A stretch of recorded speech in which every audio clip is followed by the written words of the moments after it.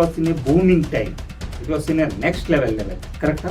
ಅವರು ರಾತ್ರಿ direct decision ಮಾಡ್ಕೊಳ್ತಾರೆ ಏನಂತ, ನಾನು ಆಲ್ಕೋಹಾಲ್ನ ಕೊಡ್ತೀನಿ ಎಲ್ಲ ಕಡೆ ಅಂತ, ನಾನು ಟಿಕೆಟ್ ರೇಟ್ನ ಕಡಿಮೆ ಮಾಡ್ತೀನಿ ಅಂತ ಬರುತ್ತೆ. ನಿಮಗೆ ಗೊತ್ತೇ ಆಗಲ್ಲ ಅದು. ನಾನು ಟಿಕೆಟ್ ರೇಟು 5,000 rupees ಇದ್ದದ್ದು ನಾನು 3,000 rupees ಮಾಡ್ತೀನಿ ಬಿಕಾಸ್ ನನಗೆ ಜಾಸ್ತಿ ವಾಲ್ಯೂಮ್ ಬರಲಿ ಅನ್ನುವಂಥದ್ದು ಶೇರ್ ಇನ್ವೆಸ್ಟ್ ಮಾಡಿದ್ರು ಗೊತ್ತೇ ಆಗಲ್ಲ ಅವ್ರಿಗೆ. ಅವ್ರು ಏನು ಮಾಡ್ತಾರೆ, ಅವ್ರು ಡಿಸಿಷನ್ ತಗೊಳ್ತಾರೆ. ಅವ್ರದ್ದು ಗ್ರಾಫ್ನ ನೋಡ್ತೀರಾ ನೀವು, ಗ್ರಾಫ್ ಇಸ್ ವೆರಿ ಗುಡ್. ಇವ್ invested 10 lakh rupees for one company and that ಗೈ ಅದರ ಕಂಪ್ನಿ ಶೇರ್ಗೆ ಇನ್ವೆಸ್ಟ್ ಮಾಡಿ ಅವ್ನು ಬಂಡವಾಳ ಆಗ್ತಾನೆ ಅಂತಂದ್ರೆ ನೀವು ಆ ಕಂಪ್ನಿಗೆ ಇನ್ವೆಸ್ಟ್ ಮಾಡ್ತೀರಾ? ಅವ್ನು ನಂಬಿರೋದೇ ಬೇರೆ ಕಂಪ್ನಿ ಶೇರ್ ದುಡ್ಡನ್ನ ಅಂತಂದ್ರೆ ನೀವು ನಮ್ಗೆ ಇನ್ವೆಸ್ಟ್ ಮಾಡ್ತೀರಾ? ನೀವು ಮಾಡೋದೇ ಇಲ್ಲ. ನೀವು ಒಂದು ನಿಮಿಷ, ನೀವು ಯಾವ್ದಕ್ಕೆ ಇನ್ವೆಸ್ಟ್ ಮಾಡ್ತೀರಾ ಅಂದ್ರೆ ಅವ್ನ ಕಂಪ್ನಿನ ಏನೋ ಕೆಲಸ ಮಾಡ್ತಿದ್ದಾರೆ, ಅವನೇನೋ ಗ್ರೋತ್ ಆಗ್ತಾ ಇದೆ. ಸೊ ಇದೆಲ್ಲ ನೋಡಿದಾಗ ನೀವು ಆಗ್ತೀರಾ. ಅವನೊಬ್ಬ ಶೇರ್ ಮಾರ್ಕೆಟ್ ಮಾಡ್ತಾ ಇದ್ದಾನೆ, ಶೇರ್ ಅನಾಲಿಸಿಸ್ ಮಾಡ್ತಾ ಇದ್ದಾನೆ, ಅವ್ನಿಗೆ IPO ನಲ್ಲಿ ನೀವು ಇನ್ವೆಸ್ಟ್ ಮಾಡಿ ಅಂದ್ರೆ ನೀವಲ್ಲ, ಯಾರು ಇನ್ವೆಸ್ಟ್ ಮಾಡಲ್ಲ. World's best strategist, king of deal closure, highest paid consultant, smart entrepreneur, international speaker, unique author,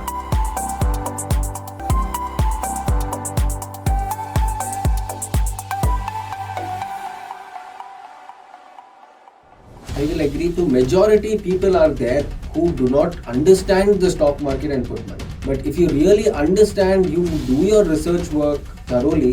I feel for people who are not doing business and also for people who are just earning monthly, putting in a passive income there and multiplying your money is a great option instead of making probably 5 or 5-6%. What I'm telling you, I'm telling you, okay. If you want to, your purpose is to make money only means, okay, your concept is correct, okay. But you can't able to, in this mindset, again I'm telling you clearly, in this mindset, you can't able to become an entrepreneur. If you want to become an entrepreneur, you need some skills, some mindsets. Day ಒನ್ನಿಂದ ಹಿಂಗಾಗುತ್ತೆ ಹೇಳಿ. Day ಒನ್ನಿಂದ ನಾನು ಏನಂತ ಹೇಳಿದ್ದೀನಿ, ನನ್ನ video ಎಲ್ಲ ನೋಡ್ತಾ ಇದ್ದೀರಲ್ಲ, ನನ್ನ ವಿಡಿಯೋದಲ್ಲಿ ಎಲ್ಲಾದರೂ ಸಬ್ಸ್ಕ್ರೈಬ್ ಆಗಿ ಅಂತ ಹೇಳಿದ್ದೀನಿ ನಾನು. ಇದು ಡೇ ಒನ್ನಿಂದ ಮಾಡ್ತಾ ಇಲ್ಲ ನಾನು. ಲೈಕ್ ಮಾಡಿ ಅಂತ ಹೇಳಿದ್ದೀನಿ, ಕಮೆಂಟ್ಸ್ ಮಾಡಿ ಅಂತ ಹೇಳಿದ್ದೀನಿ. ಈವನ್ ನನ್ನ ವಿಡಿಯೋಗಳಲ್ಲಿ ಎಲ್ಲೂ ಕೂಡ ನಿಮಗೆ ಲೈಕ್, ಸಬ್ಸ್ಕ್ರೈಬ್, ಕಮೆಂಟ್ಸ್ ಅಂತ ತೋರಿಸೋದೇ ಇಲ್ಲ ನಾನು. ಬೇಡ. It's not an attitude, it's a mindset. ನಾನು ನಿಮ್ಗೆ ಹೇಳೋದು, if you want to become an entrepreneur, you need to set several mindset. ಅದರಲ್ಲಿ ಒಂದೇನಪ್ಪ ಅಂದರೆ ಪ್ಯಾಸಿವ್ ಇನ್ಕಮ್ ಅನ್ನುವಂಥದ್ದು ಕೂಡ ನಿಮ್ಮ ಸ್ಕಿಲ್ಲಿಂದ ನೀವು ಕಟ್ಟಿದಂಥ ಎಂಪರಿಂದನೇ ಬರುವಂಗಾಗಿರ್ಬೇಕು, not with others money. I'm telling you, okay. Will you ask me ಒಂದು ಕ್ವಶನ್, ಸರ್ ಹಾಗಾದರೆ ನೀವು ಇವಾಗ ಸ್ಟ್ರಾಟಜಿ ಮಾಡ್ತಿದ್ದೀರಾ ಸರ್, ಅವ್ರ ಕಂಪ್ನಿಯಿಂದ ನಿಮ್ಗೆ ಬರ್ತಾ ಇದೆಯಲ್ವಾ ಅಂತ. Yes, I am giving input to that company, that our company is paying to me. But whereas into the share market, you are believing as per their analysis of the past previous experience, ಅವ್ರು ಏನು growth ಆಗಿದೆ ಅದನ್ನೆಲ್ಲ ನೋಡಿಕೊಂಡು ಅದ್ರ basis ಮೇಲೆ ನೀವು ದುಡ್ಡು ಹಾಕ್ತೀರಾ, ಅದ್ರ ಬೇಸಿಸ್ ಮೇಲೆ ನಿಮ್ಗೆ ದುಡ್ಡು ಬರುತ್ತೆ. Not just their past, you will also see their future tie-ups, future plans, what is going to come up in the next 1 year. ಏನು ಮಾಡ್ತಾ ಇದ್ದಾರೆ? You will know. Example, you take any company. When you're just doing its analysis, currently see I was very actively investing when I was in college. Because that time I had, example how you told, I didn't have to do anything with the money I had. I had to just invest and make money. Right now I have a lot of things I'm doing by myself which requires money, so I put it down in my business itself. But when I was in college, I was making good amount of money because I used to research on past and future of the company which I'm investing in. I will ask you one question.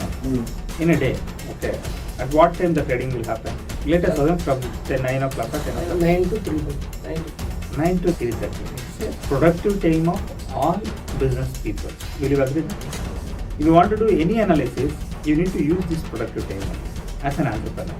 Now you are doing one company. ನಿಮ್ಮದೇ ಆದಂಥ ನಿಮ್ಮ ಕಂಪ್ನಿನಲ್ಲಿ ಕೆಲವು ಪ್ರಪೋಜೆಂಟ್ ಇದೆ, ನೀವು ಕೆಲಸಗಳನ್ನ ಮಾಡ್ತಾ ಹೋಗ್ಬೇಕು, ಅದಕ್ಕೆ ಪ್ಲಾನಿಂಗ್ಸ್ ಎಲ್ಲ ಕೊಡ್ತಾ ಹೋಗ್ಬೇಕು, ನಿಮ್ಮ ಟೀಮ್ನ ಡೆವಲಪ್ ಮಾಡ್ತಾ ಹೋಗ್ಬೇಕು, ಏನೇನೋ ಇರುತ್ತೆ ನಿಮ್ಮದು. ನೀವು ಬೆಳೀತಾ.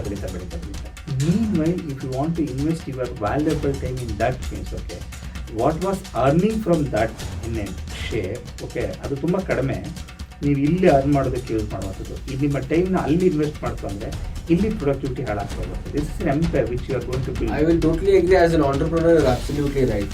As a perspective of a daily person who's earning his daily income or probably a monthly income as a salaried person, I feel it's a great opportunity to learn. And it is, you don't do the analysis during the stock market's opening and closing.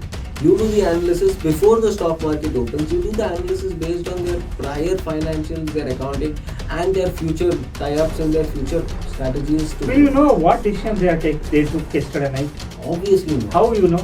They will analyze. They will tell that. Yes, sir. It is publicly like if it is buying company, they bought. That's a 6 big months decision, ago. man. Yeah, sir. From Big that decision. See, if you analyze that was in a booming time, it was in a next level, correct? ಅವರು ರಾತ್ರಿ direct decision ಮಾಡ್ಕೊಳ್ತಾರೆ ಏನಂತ, ನಾನು ಆಲ್ಕೋಹಾಲ್ನ ಕೊಡ್ತೀನಿ ಎಲ್ಲ ಕಡೆ ಅಂತ, ನಾನು ಟಿಕೆಟ್ ರೇಟ್ನ ಕಡಿಮೆ ಮಾಡ್ತೀನಿ ಅಂತ ಬರುತ್ತೆ. ನಿಮಗೆ ಗೊತ್ತೇ ಆಗಲ್ಲ ಅದು. ನಾನು ಟಿಕೆಟ್ ರೇಟು 5,000 rupees ಇದ್ದದ್ದು ನಾನು 3,000 rupees ಮಾಡ್ತೀನಿ, ಬಿಕಾಸ್ ನನಗೆ ಜಾಸ್ತಿ ವಾಲ್ಯೂಮ್ ಬರಲಿ ಅನ್ನುವಂಥದ್ದು ಶೇರ್ ಇನ್ವೆಸ್ಟ್ ಮಾಡಿದ್ರು ಗೊತ್ತೇ ಆಗಲ್ಲ ಅವ್ರಿಗೆ. ಅವ್ರೇನು ಮಾಡ್ತಾರೆ, ಅವ್ರು ಡಿಸಿಷನ್ ತಗೊಳ್ತಾರೆ. ಅವ್ರದ್ದು ಗ್ರಾಫ್ನ ನೋಡ್ತೀರಾ ನೀವು, graph is very good. I'm just giving an example. Okay, whatever, whoever may be, you are also businessman, man. If you, I will give an example. Okay, you invested 10 lakh rupees for one company, and that guy ಅದರ company ಶೇರ್ಗೆ invest ಮಾಡಿ ಅವ್ನು ಬಂಡವಾಳ ಆಗ್ತಾನೆ ಅಂತಂದ್ರೆ ನೀವು ಆ ಕಂಪ್ನಿಗೆ invest ಮಾಡ್ತೀರಾ? ಅವ್ನು ನಂಬಿರೋದೇ ಬೇರೆ ಕಂಪ್ನಿ ಶೇರ್ ದುಡ್ಡನ್ನ ಅಂತಂದ್ರೆ ನೀವು ನಮ್ಗೆ ಇನ್ವೆಸ್ಟ್ ಮಾಡ್ತೀರಾ? ನೀವು ಮಾಡೋದೇ ಇಲ್ಲ. ನೀವು ಒಂದು ನಿಮಿಷ, ನೀವು ಯಾವ್ದಕ್ಕೆ ಇನ್ವೆಸ್ಟ್ ಮಾಡ್ತೀರಾ ಅಂದ್ರೆ ಅವ್ನ ಕಂಪ್ನಿನ ಏನೋ ಕೆಲಸ ಮಾಡ್ತಿದ್ದಾರೆ, ಅವನದೇನೋ ಗ್ರೋತ್ ಆಗ್ತಾ ಇದೆ. ಸೊ ಇದೆಲ್ಲ ನೋಡಿದಾಗ ನೀವು ಆಗ್ತೀರಾ. ಅವನೊಬ್ಬ ಶೇರ್ ಮಾರ್ಕೆಟ್ ಮಾಡ್ತಾ ಇದ್ದಾನೆ, ಶೇರ್ ಅನಾಲಿಸಿಸ್ ಮಾಡ್ತಾ ಇದ್ದಾನೆ, ಅವ್ನಿಗೆ IPO ನಲ್ಲಿ ನೀವು ಇನ್ವೆಸ್ಟ್ ಮಾಡಿ ಅಂದರೆ ನೀವಲ್ಲ, ಯಾರು ಇನ್ವೆಸ್ಟ್ ಮಾಡಲ್ಲ. ಇದು ಕಾಂಟ್ರವರ್ಸಿ ಕೂಡ ಆಗಬಹುದು. ಅವರಲ್ಲಿ ನಾನೊಬ್ಬ ಆಂಟ್ರಪ್ರೆನರ್ ಆಗಬೇಕು ಅನ್ನುವಂಥ ಒಂದು ಛಲ ಇದೆ. ನಮ್ಮಲ್ಲಿ ಎಲ್ಲರೂ ಕೂಡ ಎಂಪ್ಲಾಯ್ ಆಗಬೇಕು ಅನ್ನುವಂಥ ಛಲ ಇದೆ. ನಮ್ಮಲ್ಲಿ ಎಲ್ಲರೂ ಎಂಪ್ಲಾಯ್ಸ್ ಆಯಿತು ಅಂತಂದರೆ ಆಂಟ್ರಪ್ರೆನರ್ ಆಗೋದು ಯಾರು? ಆಂಟ್ರಪ್ರೆನರ್ ಆಗಲಿಲ್ಲ ಅಂತಂದರೆ ಕೆಲಸ ಮಾಡಿಸೋರು ಯಾರು? ಕೆಲಸ ಮಾಡಲಿಲ್ಲ ಅಂತಂದರೆ ಕೆಲಸ ಕೊಡೋರು ಯಾರು? ಕರೆಕ್ಟಾ? ಈ ಎಲ್ಲ ಕ್ವಶನ್ ಮಾರ್ಕ್ಗಳು ಕೂಡ ಕ್ವಶನ್ ಮಾರ್ಕ್ ಆಗಿ ಉಳಿದಿರುತ್ತೆ. ಅದಕ್ಕೆ ಆನ್ಸರೇ ಸಿಗ್ತಿಲ್ಲ ಇಲ್ಲಿ ತನಕ.